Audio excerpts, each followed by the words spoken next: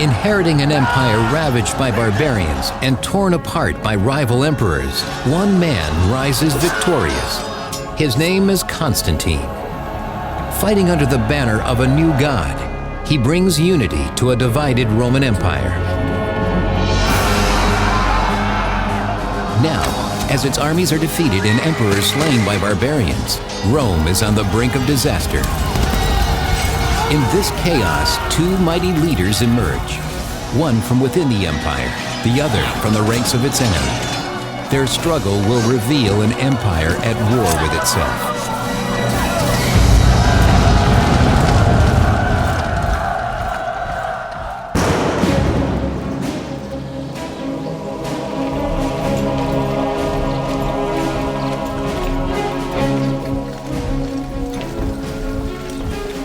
On the edges of the empire, Roman soldiers march off to defend the frontier villages from attack. A young boy named Stilicho proudly watches his father among them. Stilicho was the child of a mixed marriage, as it were. He had a Vandal father but a Roman mother, and this meant that he grew up in a sort of context that was half barbarian and half Roman. This was not atypical of people in this period, and above all of people who were associated with the army. Stilicho dreams of becoming a soldier like his barbarian father, fighting to protect the great empire. By this time, a sizable percentage of the officer corps was of what you might call barbarian ancestry. These are men who were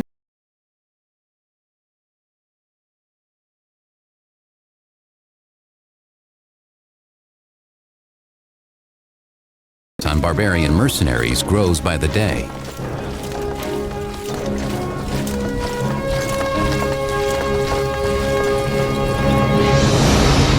Under pressure to protect its expansive frontiers, the empire divides in two. The west is defended by Emperor Valentinian in Rome, while Emperor Valens defends the east in Constantinople. But Valens is challenged in 378 AD when a savage enemy attacks the city of Adrianople.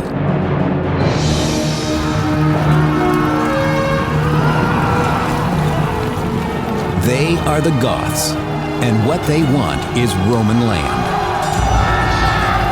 They intend to destroy the Roman forces with muscle, steel, and fire, knowing the heavily armored Romans will quickly feel the heat as the battlefield burns. The Goths were far more numerous, and they had a lot to fight for. They'd been badly treated by the Romans, they'd been sold into slavery, they really had nothing to lose. During the Battle of Adrianople, Emperor Valens' soldiers are no match for the savage and relentless barbarian warriors. They attack, and everybody is pushed to the right. The Romans always edge to the right anyway, because you want to keep that right shoulder under the shield of the guy next to you. Now this is accelerated. Everybody compacts around the emperor because he's on the far right, the point of honor, and his men won't move. So we have this acceleration, this compactor process. The Goths come out of this circular deployment and surround the Romans and cut them down. The Emperor Valens himself falls on the battlefield, forced to fight for his life. It is a fight he quickly loses, sending his shocked soldiers into panicked retreat. When an ancient army breaks, mass slaughter always ensues. What made Adrianople even worse was that the Roman army was partly surrounded, and not everybody could run, so that in their haste to get away, Roman soldiers ended up killing one another, trampling on one another, and suffocating to death, simply in the vast confusion. 2/3 of the Roman army is lost. The late Roman historian, Ammianus Marcellinus, describes the carnage. Arrows whirling death from every side always found their mark with fatal effect, since they could not be seen beforehand or guarded against. The Battle of Adrianople is a turning point in Roman history. It's a turning point from which the empire cannot return. The army is largely gone, and there's no way of getting it back except to use the barbarians themselves.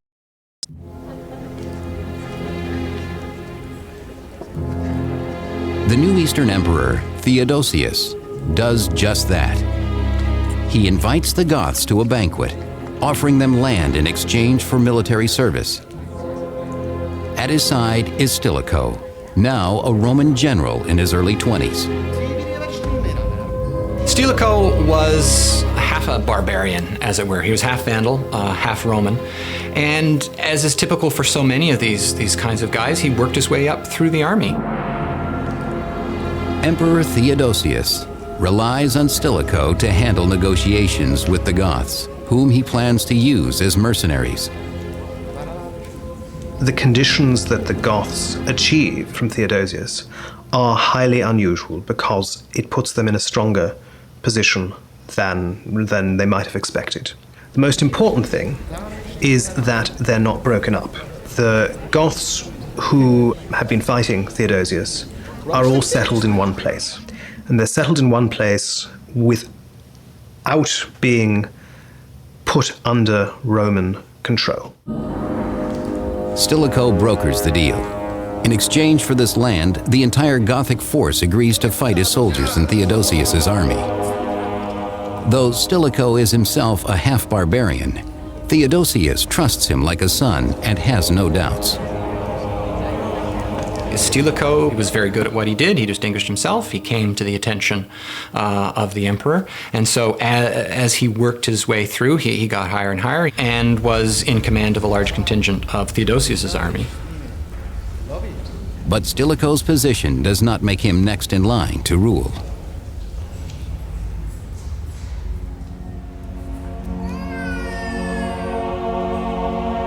That honor falls on the emperor's biological sons, Arcadius and Honorius, who is born in Constantinople in 384 AD. Yet Stilicho enjoys a royal connection as well. Stilicho was actually closely related to the Emperor Theodosius. He had clearly been selected from among the many barbarian or semi-barbarian generals as a future leader.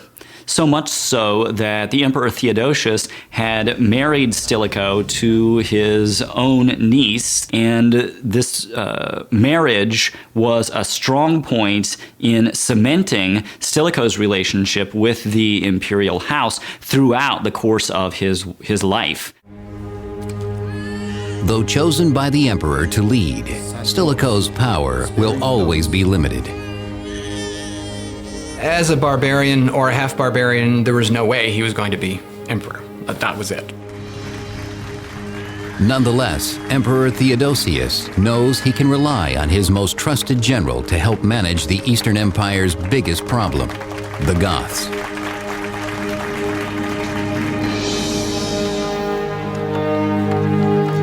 To solidify Emperor Theodosius's new treaty, Gothic boys are sent to training camps to be instructed in Roman military ways. What is clear is that they weren't fully Roman subjects, but that they were obliged to serve the Roman army when the Roman emperor called on them to do so.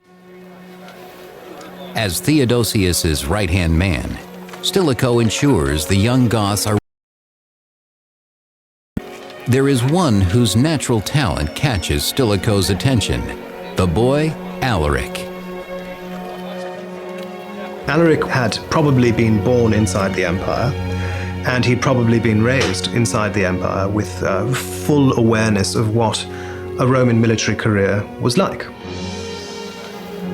Taking Alaric under his wing, Stilicho cannot begin to imagine how their fates will be intertwined.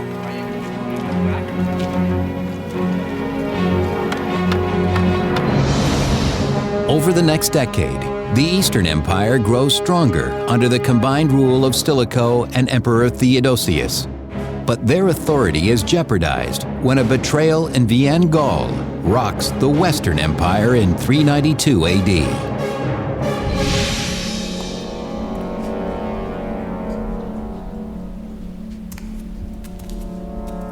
While sleeping in his palace, the Western Emperor Valentinian II is murdered by his barbarian guardian Arbogast, who then disguises the death as a suicide.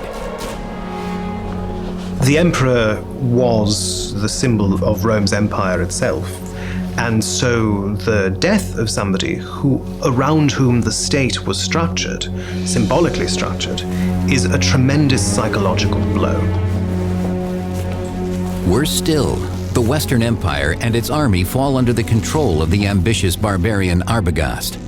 The usurper is now a threat to the Eastern Empire as well.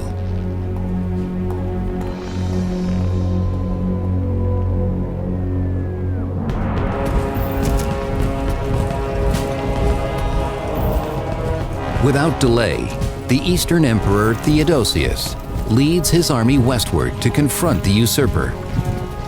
He calls upon his trusted general Stilicho to prepare the troops for battle. Stilicho was the master of the soldiers in Thrace and was in command of a large contingent of Theodosius's army at the time.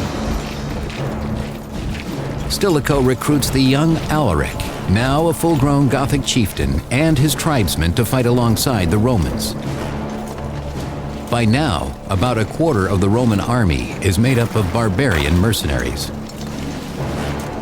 The Romans had become extremely reliant on non-Roman manpower with non-Roman leadership in a way that could potentially become very dangerous for the empire.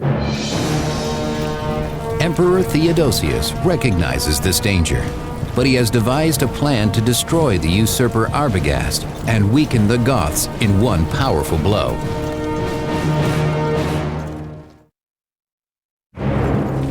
In 394 AD, Theodosius leads his eastern army, including Alaric's Gothic troops, against the forces of the Western Roman Empire, now led by the power-hungry traitor Arbogast. The battle takes place in 394 AD at the river Frigidus in modern-day Slovenia.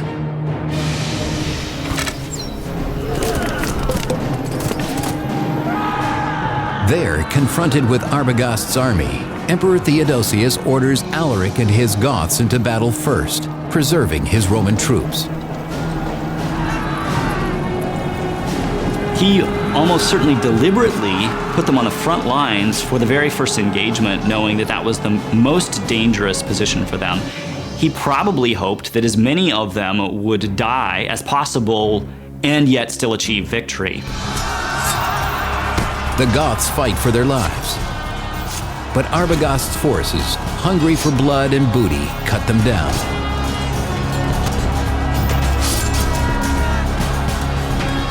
Just as defeat seems imminent, a fluke of the weather changes everything. It just so happened that the way that the troops were lined up, the winds were blowing very much against the forces of Arbogast and for the forces of Theodosius, so that the projectiles that were shot and thrown on the part of Arbogast's army failed to reach or have any effect on Theodosius's army. With this advantage, Emperor Theodosius defeats Arbogast soundly.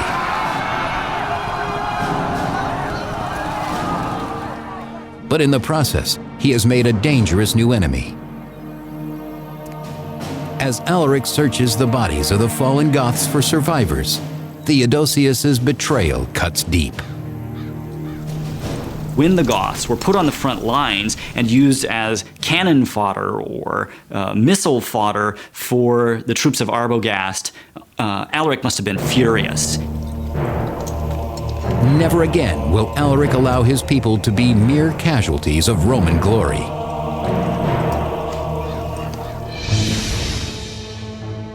While Theodosius celebrates his victory at the Frigidus and becomes the sole emperor of Rome, Alaric and the Goths take their vengeance, ravaging the Balkans for food and booty.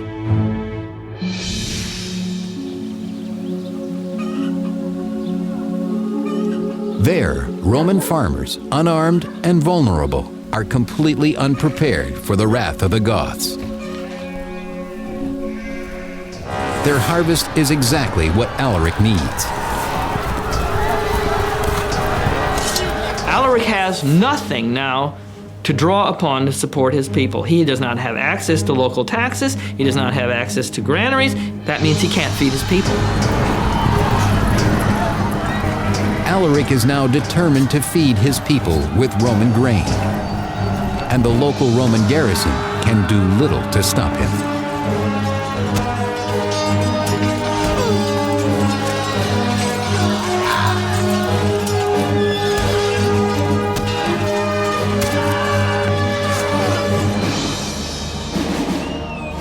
Emboldened by their success, the Goths now declare Alaric their king. With Alaric, they become the first barbarian people to create a kingdom inside the empire. Alaric is very important because what he does is really forge the Goths as a single political unit and really create from a band of soldiers a people. Alaric's Gothic kingdom is unchallenged for now, as the empire faces other, more critical upheavals.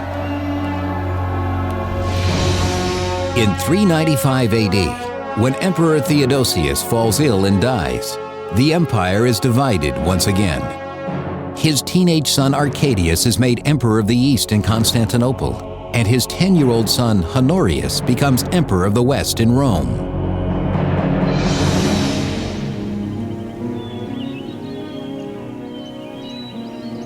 Theodosius's loyal general Stilicho is not forgotten. He becomes the boy emperor Honorius's protector and teacher. After Theodosius fell ill, it was Stilicho that he turned to. For whatever reason, he says to Stilicho, according to one version or the other, that he wants him to be the regent of Honorius. Inexperienced in the tools of war, young Honorius relies on Stilicho for his expertise and guidance. Stilicho had a sort of patronizing relationship, a sort of godfather relationship with this child. I think Stilicho always saw Honorius as his little kid. But Honorius is an indifferent student. Stilicho keeps a keen eye on him. He knows that the future of the empire depends on his control of the boy.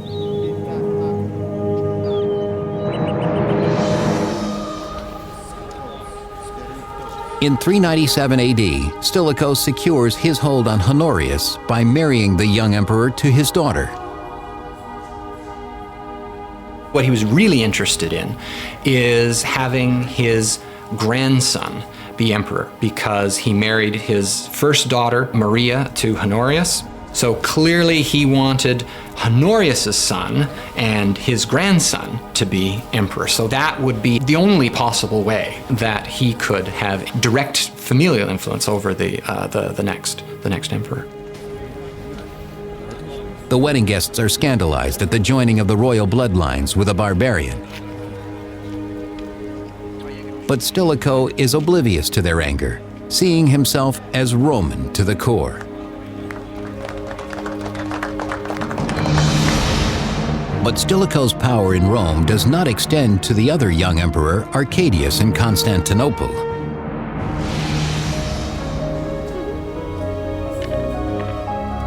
There, the 19-year-old Arcadius enjoys the amusements of the imperial bedchamber, leaving important matters of state to his advisors. Well, the fact that Theodosius, had he been alive to see his sons try to operate without his presence, would have been greatly disappointed. Of that, there can be no doubt. Shockingly, Arcadius grants the honor of consulship to his chief of staff, the eunuch Eutropius. A eunuch as a consul is like having a porn star elected as president of the United States. This is just so far beyond the pale that people just can't believe it. A eunuch as consul is monstrous. But what makes him truly hated in Constantinople are Eutropius's plans to negotiate with the barbarian Goths.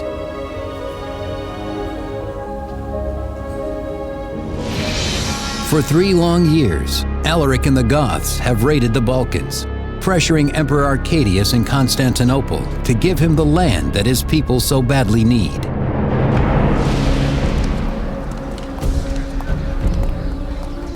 Finally, in 397 AD, Emperor Arcadius invites Alaric to Constantinople at the urging of Eutropius. Indifferent to politics, the emperor leaves the negotiations to the eunuch. Eutropius executed an agreement between the Eastern court and Alaric.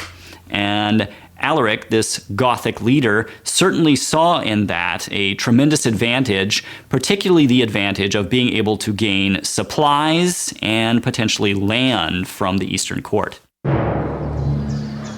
In return, Alaric promises the Goths will once again fight for the Eastern Empire. But this deal leaves the people outraged. The Goths had regularly confronted the Romans in battle and actually defeated the Romans in battle. The Romans, therefore, had a huge amount of not so carefully disguised distaste for the Goths. Poisoned with hatred for their one-time enemies, the angry people will not be satisfied until the streets of Constantinople flow with Gothic blood.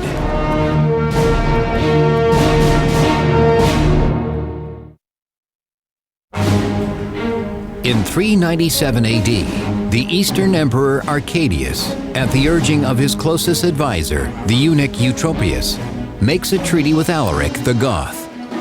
But anti-barbarian prejudice spreads like poison throughout the city.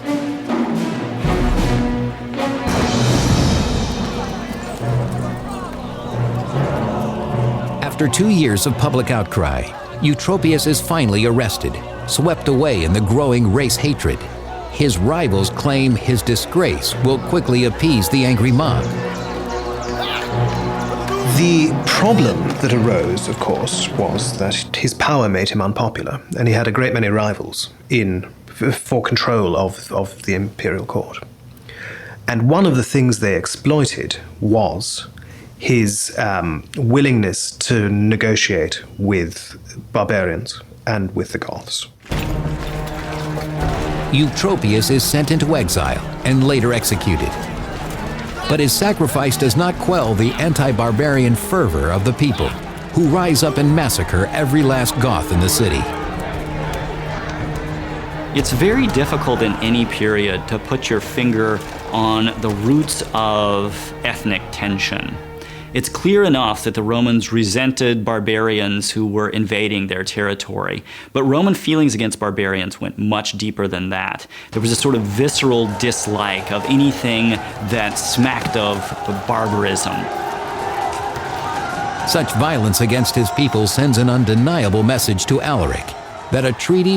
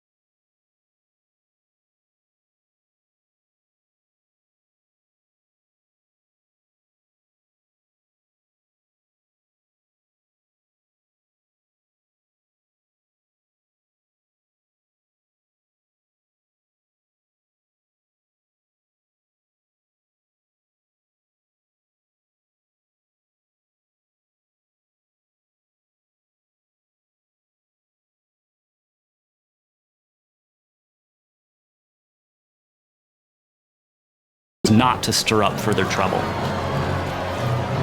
Stilicho is stripped of the symbols that mark him as a Roman general. Stilicho himself is something of a tragic figure. He could quite easily have rebelled when he faced this hostility from his emperor, but instead he surrendered, left the church where he had taken sanctuary, and went quietly to execution. The great barbarian general is felled as those he sought to protect cheer on. His death excites the crowd, who are no longer satisfied by symbolic gestures.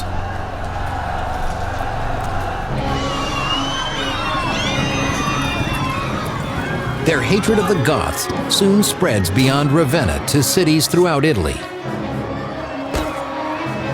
Roman troops attacked any Gothic families, immediately killing as many as 10,000 of them as a response to this anti-barbarian sentiment that had arisen at the end of Stilicho's administration. 6th century historian Zosimus describes the massacre that occurs in the Italian cities in 408 AD. The soldiers fell upon the barbarian women and children in each city, and as if at a predetermined signal, destroyed them and plundered their property. Naturally, those Goths who remained alive and who escaped this massacre were no longer willing to associate themselves with the Romans, and they had an easy and quick place to turn: Alaric's army.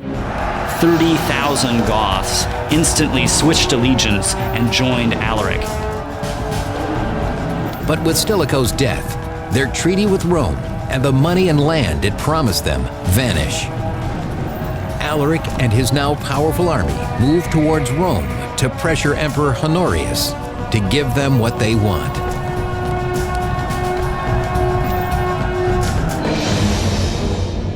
Alaric and his tribesmen invade Italy and lay siege to Rome in 410 AD. But Emperor Honorius, safe in Ravenna, refuses to negotiate with the Goths.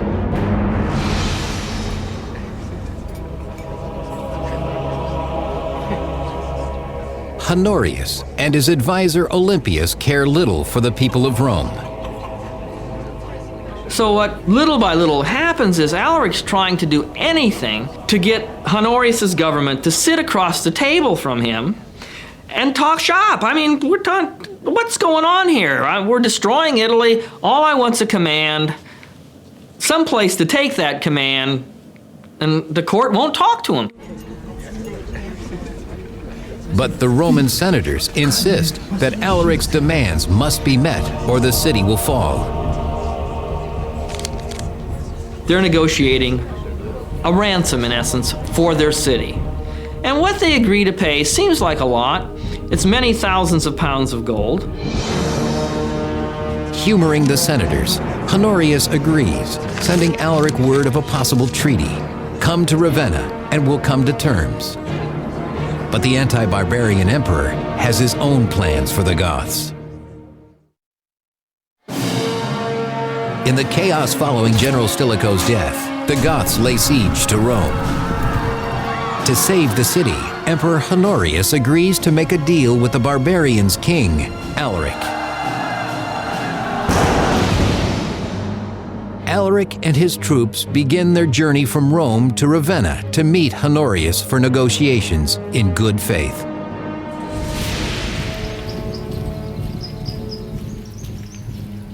But along the way, Alaric is ambushed by a group of mercenaries working for the emperor.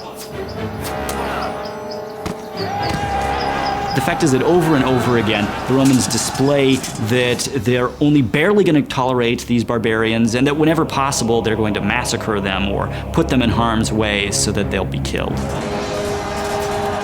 As his men are cut down around him, Alaric knows he has been deceived by the Roman Empire once again. That's a good story of betrayal, of a lack of honor on the part of the court of Honorius. Alaric is a very honorable man who's dishonored by both courts. And one could go on. Alaric is done with peaceful negotiations. He orders his men back to Rome bent on destruction.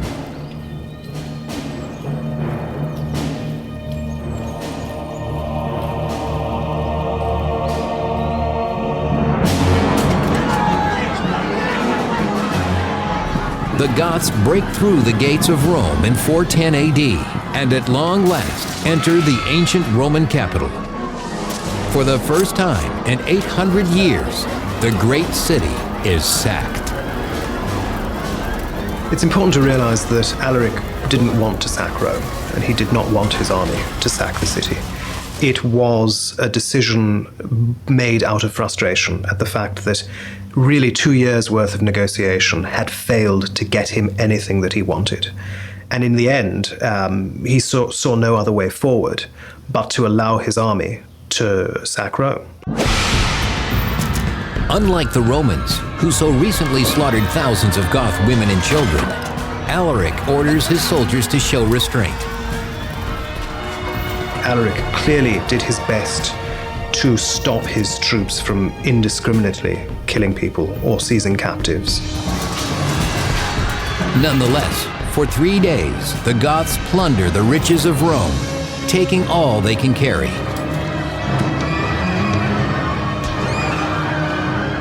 The sack of Rome would have been devastating in terms of the amount of treasure and money that was taken away from the city. And we can be sure that however mild it was, there were still a great many atrocities perpetrated. There's no question of that. But the deepest effect of the sack of Rome is psychological. A former citizen of Rome, Saint Jerome, writes mournfully about the devastated city. My voice sticks in my throat, and as I dictate, sobs choke my speech. The city which had conquered the whole world was itself conquered.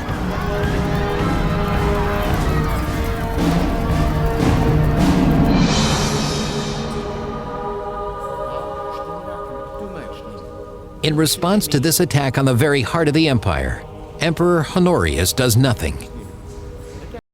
Fear that Stilicho's death has robbed the empire of its last great leader. Honorius is, in a sense, a captive courtier figurehead, alone in his palace, surrounded by courtiers, with no real sense of the what's going on in the world, or anything else, for that matter. When confronted by refugees from Rome come to beg for aid, the emperor shows only annoyance, ordering this reminder of his failure to be removed. So not only is he distancing himself from the realities of government, he's progressively losing the credibility of the office. Many Romans lose faith in the emperor's ability to defend its people from their barbarian enemies.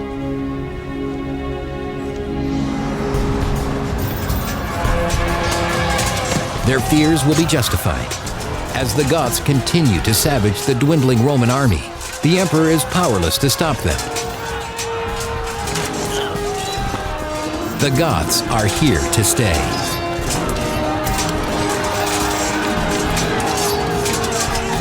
The Gothic kingdom that grows out of Alaric's following is the first real successor to Rome in the West. It's the first part of Roman territory to fall away, and it's the first of many. Over the next 40 years, barbarian tribes will continue to pour across the vulnerable borders of the empire, taking large regions of Roman land.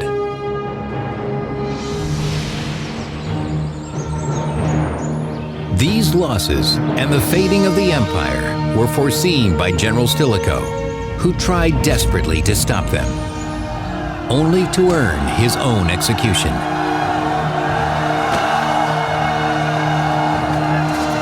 Stilicho's tragic downfall foreshadows the terrible and irreversible fate of the empire itself.